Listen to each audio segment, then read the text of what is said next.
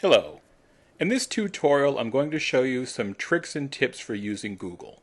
I'm sure you've used Google thousands of times before. You've probably also seen other tutorials on Google tricks, say how to use Google as a calculator or as a currency converter or a temperature converter. Those are all great things that Google can do. But in this tutorial, I'm going to be focusing more on how to use Google to do the types of searches patrons on the medical campus do most often. So the first search I'm going to do is probably a variant on the type of search you do all the time. So I'm going to search for information about the link between vaccinations and autism, which is a very controversial topic. So it's going to type in here vaccination, autism, and do a search. So Google isn't designed to necessarily get you the most reliable or the most credible information. It's just doing a relevant search. It's trying to find information that's as relevant to your search as possible. Now, some of these results that come back are probably actually pretty trustworthy. So this very first one here is from National Geographic, generally a very reputable information source. The second one here is Wikipedia. As a librarian, I have some concerns about Wikipedia, so I'm going to skip this one altogether. This third one here is just obviously some kind of an editorial about the actress Jenny McCarthy. Sorry about that. I'm just going to get rid of this little pop-up here. So, Jenny McCarthy is a proponent of this link between vaccinations and autism, and I'm recording this in August of 2013. She just got a new job as a host of The View, so it's kind of a controversial topic right now. See, as we scroll through here a bit more, so here's the CDC, excellent resource for any kind of biomedical information. But as we get further down the list here, we start to see sources that might be kind of more subjective. So this vactruth.com, it's probably an organization with a very vested interest. I don't necessarily know who that is. This next.com, I think that's a newspaper, I think, in Utah. And again, this is a person's subjective opinion, probably based on their personal experience, that they feel that the MMR vaccine caused their son's autism. So these people are certainly entitled to their opinion, and it's certainly based on their own sort of anecdotal evidence that they see a link between autism and vaccines, but you probably would want something that's kind of a bit more objective when you're getting information for any kind of presentation at school. You probably want things that are kind of based more on the prevailing evidence, not so much anecdotal opinion. So how do you do that in Google? How can you get to sort of more reliable sources of information? So, again, sorry about this. It keeps popping up for some reason. I can't turn it off, but that's beside the point. So if I go back here to the top of Google, so the first resource that I saw that I thought was really good on this list was the CDC.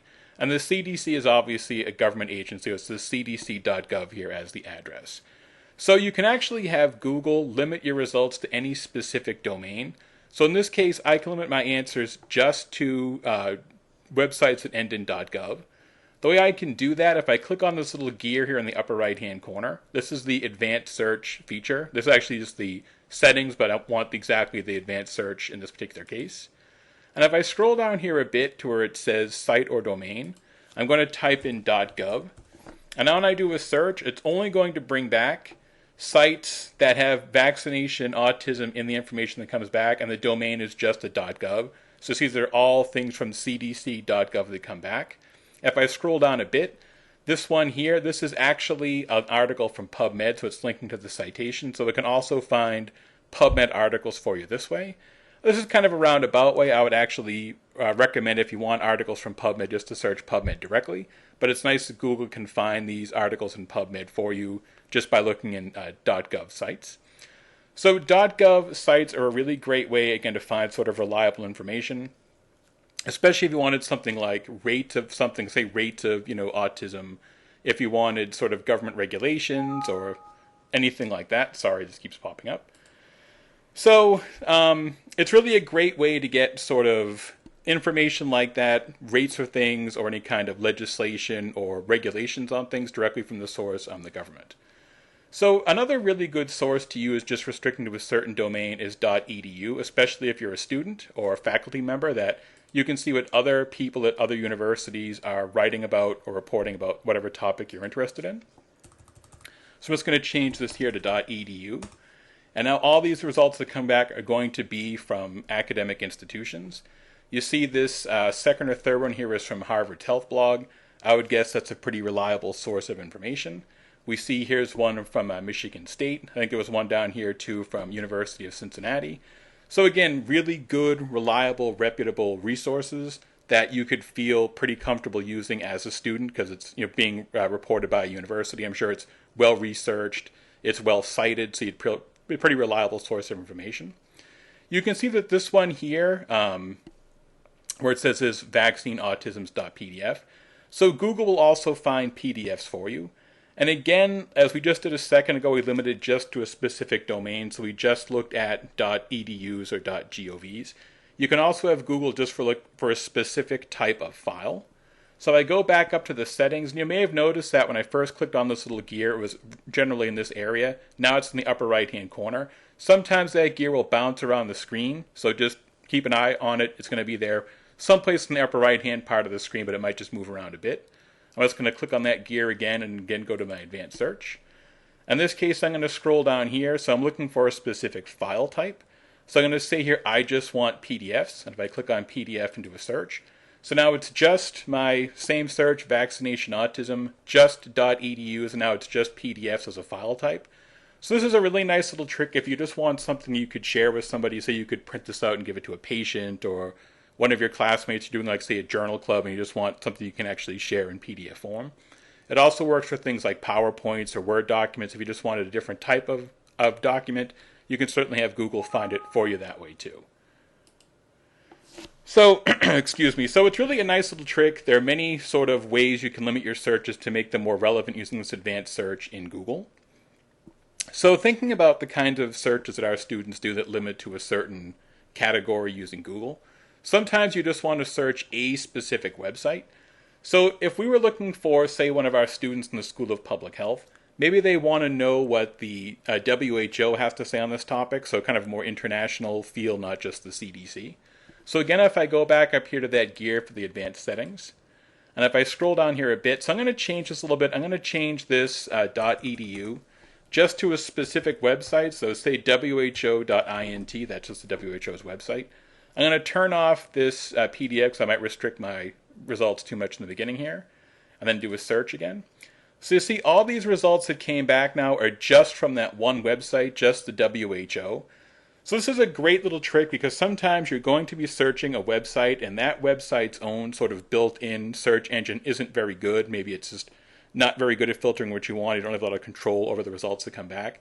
You can always have Google search a specific website for you automatically. You can also, if you learn this little trick, I'm using Google Chrome right now as my browser. So if you do this kind of search a lot, which I do in my job every day, I do plenty of searches like this every day. There's kind of a little shorthand way to do it. So if you know exactly what you're looking for, so if I said, say, I want to know information about the collections being held by my library, BU's Medical Library, I can just say here that same kind of syntax. I can just type in site, : and whatever the web address happens to be. So in this case, it's going to be medlib.bu.edu. And now Google's going to go directly to that website and pull the information out for you. So you don't even have to go to Google. You can actually even do it up here if you're in Chrome in your URL bar, and the same search will happen. Again, you don't have to remember that. It's just a nice little trick if you do this kind of search all the time. But you could just do that here in the advanced search. You can see if I click on it here, it's going to show me, so it did all that automatically. Just the same thing, medlib.bu.edu, and my search still worked. Just worked same way, either way, just kind of a shorthand way of doing it. So something else while I think about it here, the kind of searches that our public health students tend to do is that maybe they wouldn't necessarily want information from the WHO on a subject. They might want to go to sort of country-specific data and go directly to that country itself. So say you were looking for information on maternal mortality and you just wanted those numbers for India. I'm just going to type in here maternal mortality and India, because that's obviously the country I wanted, like I said. So Google does a good job. Obviously, it's going to pull back a lot of resources. So here's UNICEF, here's the World Bank, so there's some good information here. But maybe I just want information from India itself, sort of inside the country, what people are actually doing at that level in India to try to alleviate this horrible problem. So if I scroll down here a bit, you can see that this particular resource here is this news agency in India itself. And I know that because you can see, say, this first result from UNICEF is just unicef.org.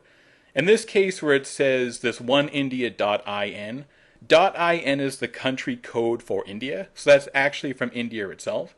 And I'd say any country other than the United States, you're always going to see their country code tagged on there. So if I was looking for information about, say, I don't know, Kate Middleton right now, and I was looking at British sites, it would say .uk at the end.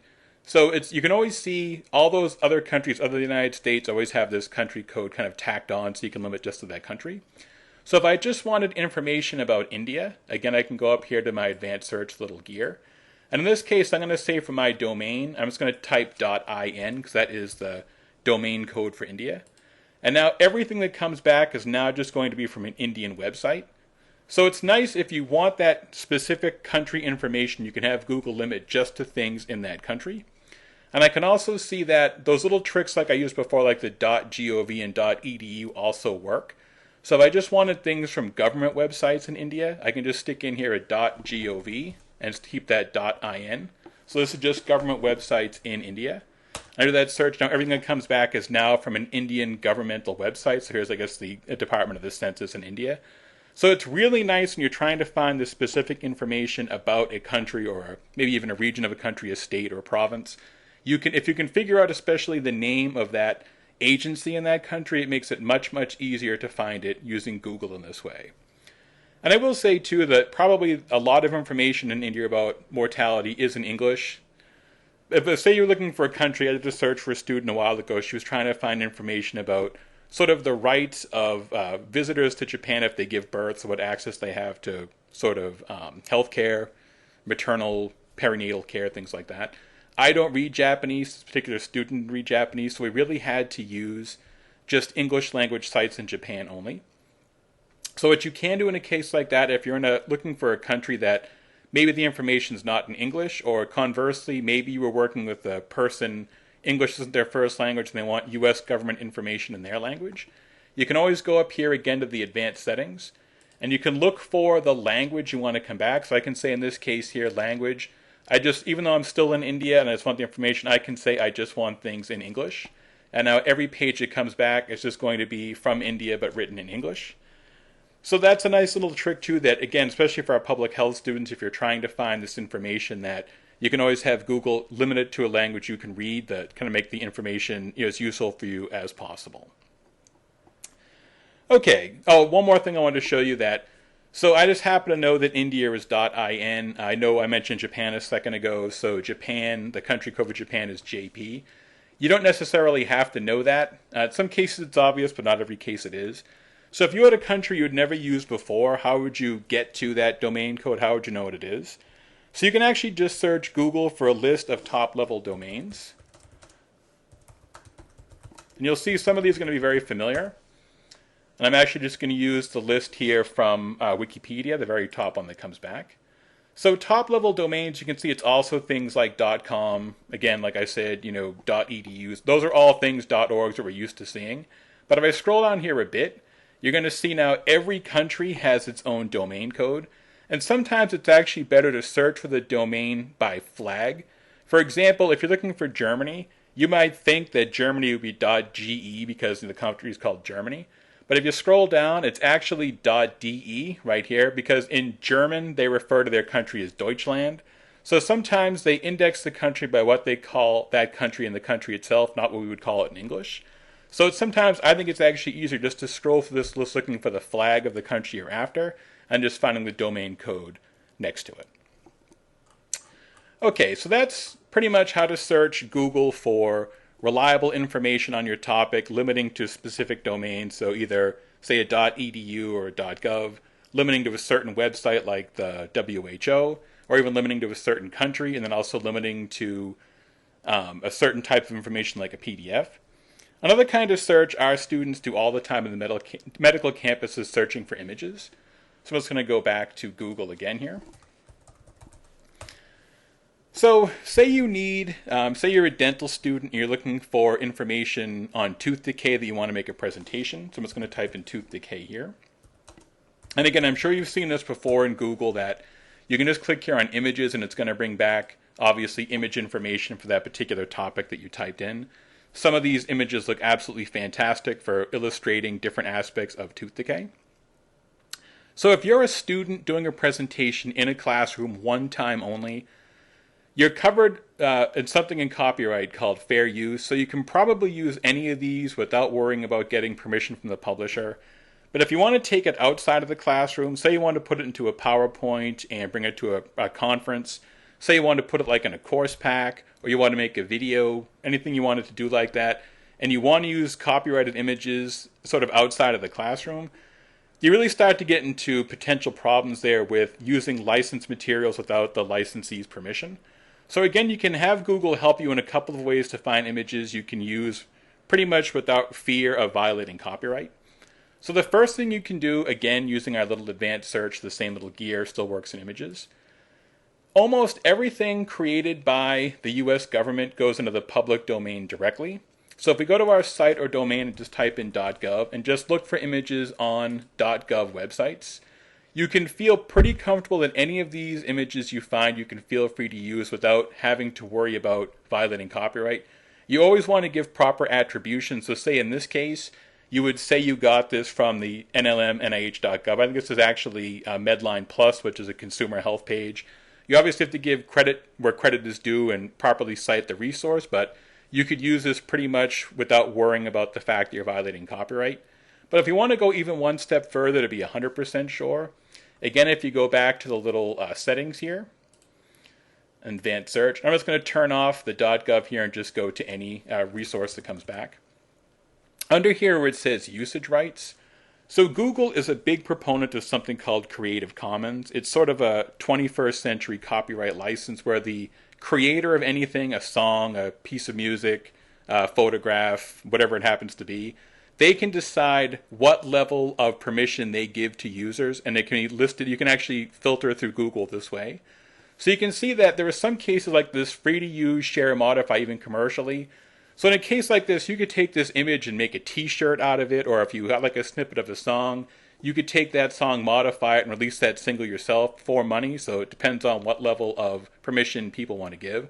Sort of the broadest level of permission is this one here, free to use a share. And again, you always have to give attribution. You have to cite it properly, where you got it from, the date, the creator, those things. But in this case, if I say free to use or share, so the creators of all these images have made these available for you to use. So you could grab this image here and just put that in your presentation, put it in a paper if you're writing, and just cite that you got this from, in this case, it's actually, I guess, Wikimedia, which is sort of Wikipedia's media repository. So that's a great little trick. So you can always limit your searches to these things that are free to use and share, or .govs, or both, to make sure you can use something safely. And one last trick I want to show you in Google Scholar. This is a question I get from people all the time. This image here, say in the upper right-hand corner, say this particular image of a decayed tooth, it's not quite what you're after. It sort of illustrates the concept. It's good, but it's not perfect. And you want to try to find another image similar to that image that might illustrate your point better. So you can actually have Google search by image, not by words. So what I'm going to do here just to show this point, I'm just going to minimize this screen here. I'm in Windows 7, so I can have two windows open side by side here. I'm just going to open a new window and put it adjacent to that first one and go back to Google. And then if I go to Google and just click on images here, you're going to see I get this little kind of camera icon here in the search box. That means I can search by image. So I'm just going to grab this image right here, that sort of decayed tooth, drag it over here and let go. And now Google is actually going to search by image to find other images similar to this image. And you see here this little tab that says visually similar images. I click on this. This now brings back a host of images that are visually similar to the one I started with here. This might even be the same tooth, just a different angle and close up. This is obviously a different tooth, but maybe that again shows whatever aspect of tooth decay you wanted to show, or this one as well. So it's a great little trick if you have just one image that's not perfect. You want other images like that. This is a great way to find that. And again, if I wanted to limit to just the ones I knew I could use safely, I can just click here with my advanced search, go down to that usage rights, say free to use or share, and now I know that any of these similar images, here's that one from Wikipedia again, I can certainly feel free to use, say, that image or this image here, because I know that it's the creator made it free to use or share for anybody. Thank you for watching this video. If you have any questions about Google, or any questions at all for that matter, feel free to contact us at the reference desk. We're available Monday through Friday from 8:30 to 5. You can give us a phone call at 617-638-4228, send us an email at refquest@bu.edu, or stop by the reference desk on the 12th floor of the library.